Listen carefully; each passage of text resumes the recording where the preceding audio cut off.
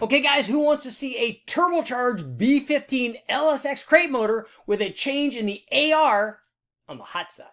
In this video, we're going to take a look at what happened when I installed a single 76-75mm turbo from Precision Turbo along with an air-to-water intercooler on our B15 Lsx GM crate motor. I ran the turbo at a variety of different boost levels. We exceeded 1,000 horsepower fairly easily. I also did a change of AR ratio on the hot side. Lots of good stuff, plus plenty of things for you guys to complain about.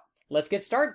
Okay guys, are you ready to yell and scream and get your torches and pitchforks out and make all of the apples and oranges comments that you possibly can? I hope that I get at least 100 of those people that tell me that I don't know how to dyno test. Here's the problem. When I ran all the testing on our B15 Lsx crate motor from GM Performance Parts, these tests were not linked. I didn't run these to compare them to each other. So right off the bat, you can see where this is going. When we ran the NA combination, I only ran it as an NA combination because I wanted to demonstrate to people that a low compression, even LS3 headed motor is not an ideal combination as an NA motor. It was built for boost, it's low compression, and with that camshaft that was in it, and by the way, that was actually an LS7 cam, as somebody pointed out, and not an LS9 cam, which the specs are almost identical.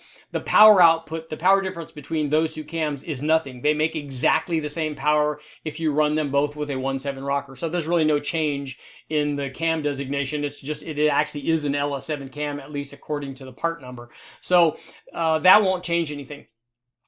But I wanted to show that that was as an NA motor, not good. It was designed as a blower motor. And when we put a blower on it, obviously everything works. And when we ran our test last time, we ran the thing NA and then ran it with a 4-liter Whipple at about 23 pounds. And it made almost 1,000 horsepower. It was a little over 990 horsepower and it did well. But here's what didn't happen. I did not run that blower cam when I ran the turbo. So feel free to like flame me and yell and complain, because we can do that, or we can learn from what actually did happen, because there's a lot of cool data there. But what I'm going to do now is I'm going to put up every one of the cams.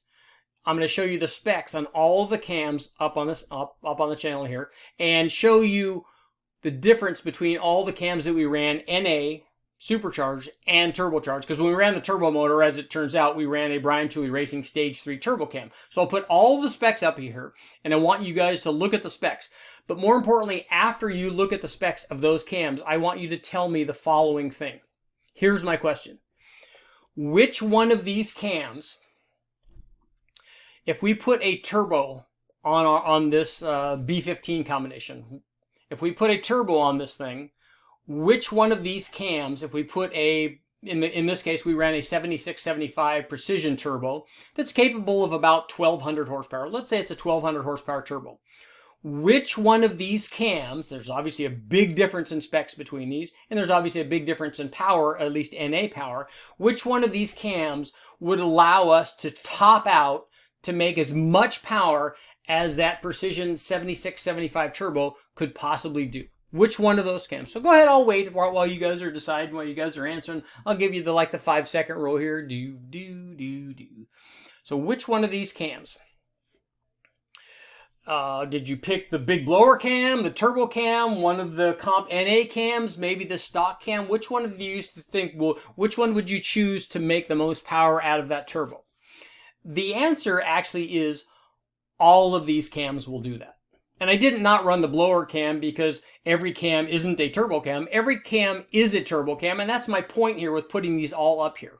And this is something that people don't realize, especially on turbo applications. Now, running a blower is a little bit of a different thing, because what you want to do is actually lower the amount of boost pressure supplied by the blower, because the flow rate of the blower goes up as you decrease pressure. So if you can make the NA power output higher, you can make more power with the blower at any given blower speed. The problem is that the turbo is kind of self-compensating for speed. It actually increases that by itself to make a given boost level. But on the turbo application, the turbo itself, even on this Precision 76-75, is the limiting factor. And I've gone over this time and time again. If you have a turbo that is limiting your power, so if we have a 1,200 horsepower turbo, there are lots of cam choices that you can use to make that power. In fact, all of these cams that I've listed here will allow you to make 1,200 horsepower. You can get to that power level with any of these cams. That being said, they're going to get there differently. So for instance, if we compare if we were to look at an NA power output, and this is the hard thing for people to understand. They're going, Richard, this doesn't make any sense. If we run these cams NA, the LS7 cam is going to make the least amount of power. And you add any one of the comp cams, they're going to make more than the LS7 cam. If you add even the big blower cam, it will definitely make more than the LS7 cam. And even the Brian Tooley Racing Stage 3 turbo cam, even though it's a turbo cam, will make more power than the factory LS9 cam. The thing is, though, we're not trying to increase the power output of the NA motor to help us get to the limit of the turbo. We don't have to do that. We already have enough even with that small LS7 cam, because the turbo itself is the limiting factor. So what you want to do is pick a camshaft that's going to help you get there by increasing the average amount of power that you make. And that would be the problem with the blower cam. We'd certainly run that big blower cam with a turbo, but the problem is it's going to be really soft down low, and it's only going to work well at the very high RPM range. Now, you may want that. You may want to soften the power output for traction or something like that, but it's not ideal. That's why I tell everybody when they're building the quintessential 5.3 or 4.8, I would always pick the smallest cam that will allow me to make the power output that I need. Now, I wouldn't pick a stock cam because it just takes so much boost to get you there. But for instance, if you take a 1,000 horsepower turbo, which is kind of the normal thing, a 7875 Gen 2 or an S475 on a 5.3, a stage 1 cam, any stage 1 cam, an NA stage 1 cam, a blower stage 1 cam, which I wouldn't pick because it's softer down low, but an NA1 or a turbo stage 1 cam, those will definitely allow you to max that turbo out. And I would always pick the milder one because I kind of like the sleeper approach, and it will have a little bit better response maybe. But that's the thing about these camshafts. And so obviously, I'm leading up to all of this. We ran the Brian Tooley Racing Stage 3 turbo cam on this turbo combination, and we ran it at a bunch of different power levels. But the really cool thing that I also did is we changed the AR ratio on the turbo while we were doing this test. You guys get to yell and scream some more about that test, so let's get going. Okay, now that we're all up in arms, we can talk about what happened when we installed the turbo, and this was a single turbo kit with a Precision 7675. It was a 76 millimeter compressor with a GT45 style housing. It had a 75 millimeter turbine hot side with an 84 trim turbine, and it was a 1.12 AR, because that's important because we are going to change that up to a bigger AR in a later test here. So run with this single turbo, an air-to-water intercooler. We ran this thing on race gas, and we ran this thing out at the power peak anyway. It's 10.5 pounds. I'm going to show you the boost and back pressure curves when we start talking about the change in AR, but this was about 10.5 pounds out at the power peak. So run at 10.5 pounds with the Brian Tooley Racing Stage 3 turbo cam on our B15. And as I said, a Holley high ram with 105 millimeter throttle body.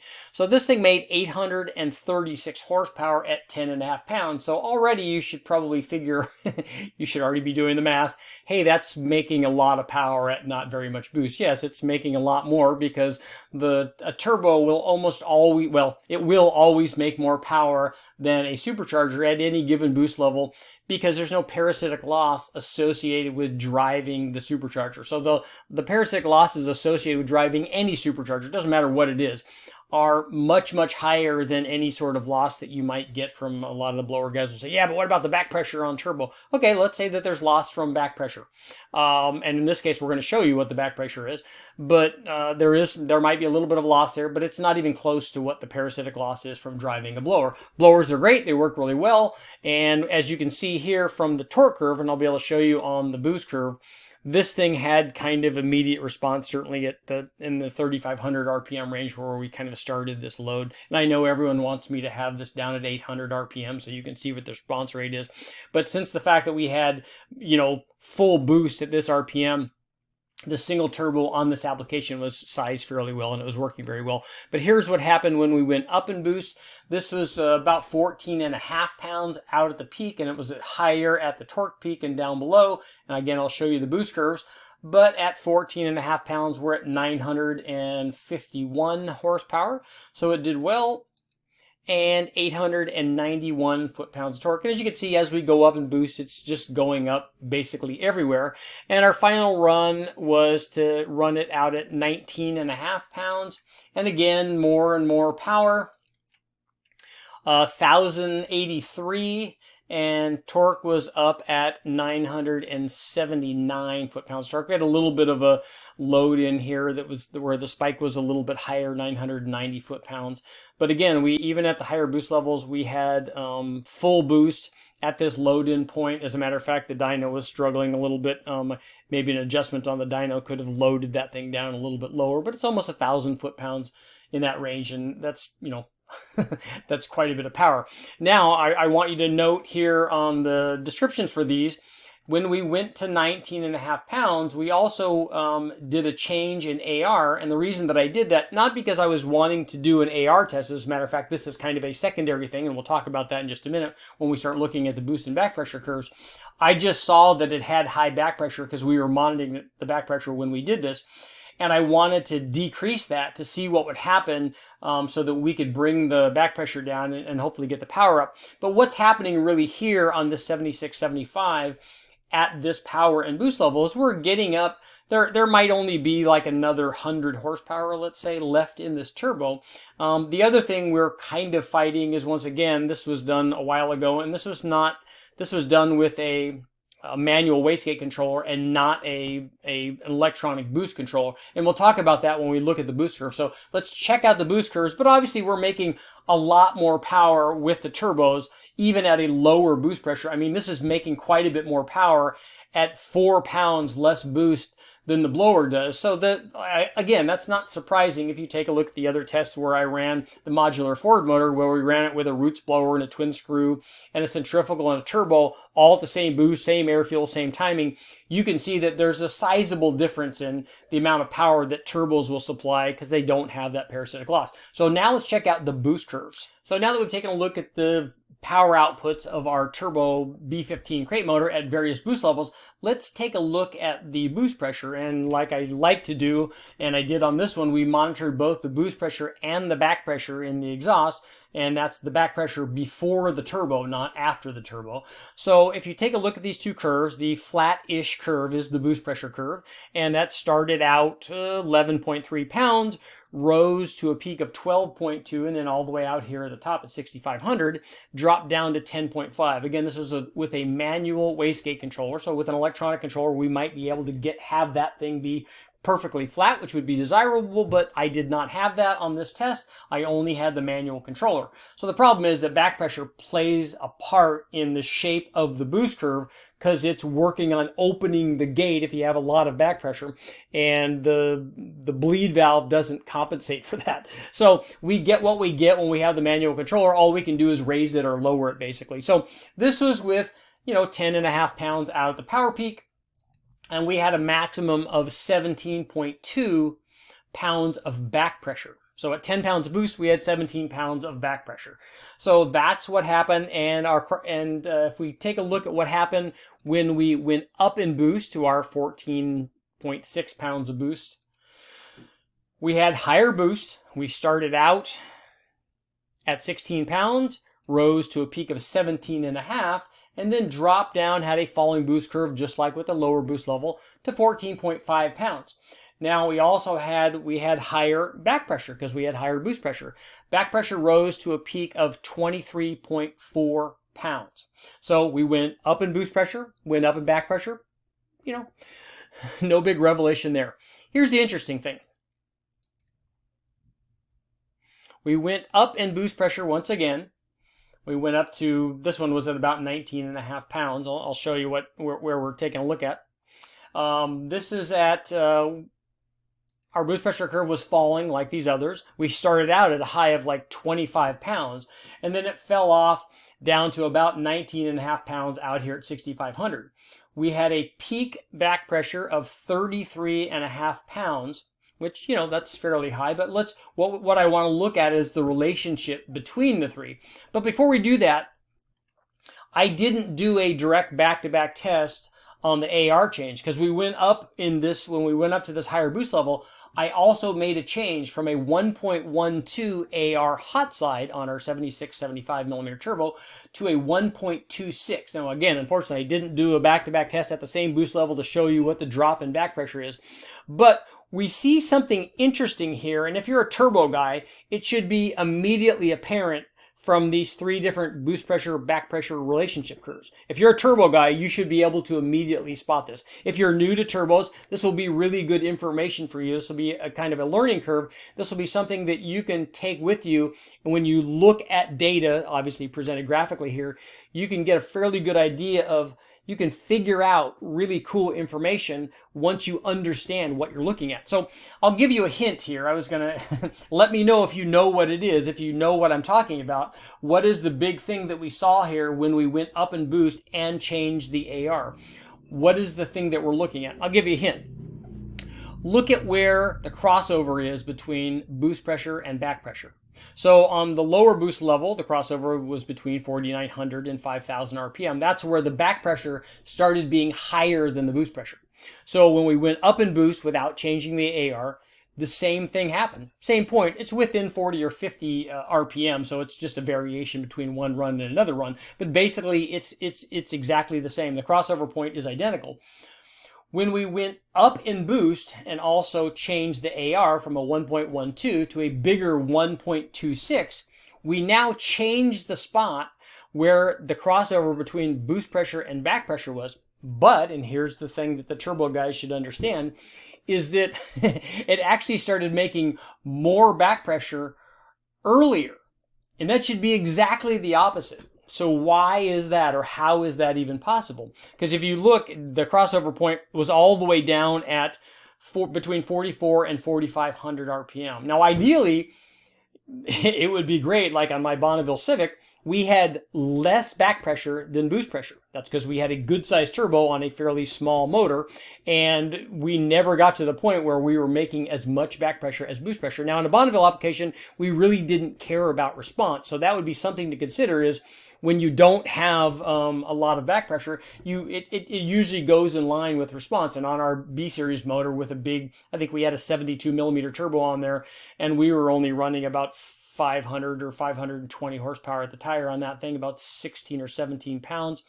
And we had about 15 and a half pounds of back pressure and 17 pounds of boost. So it worked out really well because we were able to size it, but we weren't driving it around. We weren't trying to get it to come on early at 3,000 RPM because it didn't have peak boost until about 5,500 or 6,000 RPM. But on this combination, we had lots of back pressure when we went up in boost pressure, and the relationship between them changed as we went up. And that's what happened. Even though we changed the AR, and the change of AR from a 1.12 to a 1.26 might have a little bit of a change. When I've done AR testing, we've shifted it by, in this kind of thing, 100 or 200 RPM maybe. So we've changed the back pressure a little bit by changing AR. What you need to do is change the size of the turbo, basically. Like when I did the test, if you take a look at the video I did on the GT45 versus an S475, that's a big change in back pressure. And because the turbo was too small for the application, we went to the right size turbo and had a big change in back pressure. And that's what you want to do. An AR change is going to be a fairly minor thing. In fact, it was so minor in this application that as we started going up in power and exhaust flow rate and the size of the turbo relative to the power output, we started shifting the curve back the wrong way because we're getting up near the exhaust flow limit, I think, of this turbo. So we're getting up to the point where we're going to start shooting up in back pressure, and obviously, that's not ideal. It's really good for response, but ultimately what will happen is as we go up in back pressure, it will start taking power away from the combination. So again, turbo sizing, very important, both the hot side and the cold side, because if you get to the limit of one, for instance, an S475 on a 6-liter is going to get to the flow limit of the hot side before that same turbo will on a 4.8 or a 2 liter or a 3 liter or a 4 liter. So size the turbo both on the hot side and the cold side is very important, but on this combination we made a lot more power at lower boost levels than we did with the blower. Not surprising. Let's get to our conclusion. Okay guys, what do you think about the test of our turbo application on our B15 Lsx GM crate motor? Obviously the B stands for boost and not for blower because that combination took boost from the turbo every bit as well, and in fact it can be argued even better than it did from the blower. We are easily able to exceed 1,000 horsepower. In fact, we got close to 1,100 horsepower, and I don't think we were at the limit of that turbo. I mean, I think that that's probably about a 1,200 horsepower turbo. Maybe you guys have made more than that if you have, but let me know. But I think we're probably getting near the limit of the hot side of that turbo. It's actually fairly small, I think, and if I was trying to max out that turbo on an application, especially on something that's 6.2 liters, I probably would pick a bigger hot side to do that. As it was, this turbo has been used by me on a number of different tests on things ranging all the way down to 4.8 liters up to something that's 408 or 416 inches, and it's worked fairly well in that range. But it's not optimum for any of these combinations, but it works well. It's fairly well rounded. But we were able to make lots of power with a turbo. But here's where you guys get to yell and scream. What did you think about the AR test? It wasn't really an AR test because I didn't do a back-to-back test. But here's what I want to point out to you. Let's say that I redid this test. Let's say that I ran this change in AR from a 1.12 to a 1.26. I did it with an electronic wastegate controller. I did it at the exact same boost level. So we could monitor the difference basically in back pressure, because that's what's going to happen. If we change the AR, we're going to change the back pressure. We're going to change where we might change where the boost pressure and the back pressure, where they cross over. We might change that point a little bit. But here's my question. Let's say that I went to all that trouble and I did that test. That way you guys could talk apples and apples instead of apples to oranges. But if I did that test, what information would we gather from doing that exact test? And in my opinion, the information that we get was that exact change on this exact combination. And I don't think we'd be able to extrapolate very much from that information because quite honestly, I've done AR tests before. And if we go from a 1.12 to a 1.26, we are not going to change the back pressure very much. We're not going to change the response rate very much as we saw on here, although we were loading this thing at a fairly high RPM. But that's not much of a change. And that's my point about AR ratio. AR ratio is not the big thing. It's actually the small tuning thing. It's one of the final things that you do to dial in your combination. It's one of the things you should think about when you're ordering your turbo. But the turbo sizing itself should determine like what the wheel size is, what the housing size is. Those kinds of things should be the big picture, and then the AR is a small thing. I honestly think if we went from a 1.12 to a 1.26, if we saw any change at all in back pressure, it would be very minor. If we saw a change in crossover point, it might be by 100 or 200 RPM. It's not going to be very much, which is why I like to do big changes and things. That way we can say if we did a smaller change, it would fit in this window. So if I had an AR change and I could go from a 0.68 to a 1.3 AR change, if they had something like that, we could go, okay, it changed it this much. We dropped 10 pounds of back pressure or whatever the number is. Then we could say everything that's a smaller change than that fits in that window. It's not going to be any more than whatever our maximum was on this big change. It's going to be less than that. As I said, AR changes, very small things in my opinion. Use it to dial in your combination and obviously get your stall speed and your electronics and your two-step and all of that stuff right. And then the AR is a small thing. I'm Richard Holder, guys. Thanks for watching. Make sure to like, share, subscribe, ring the bell. I've got more testing coming up, and I promise as I do more turbo stuff, I will use electronic controllers. Thanks for watching.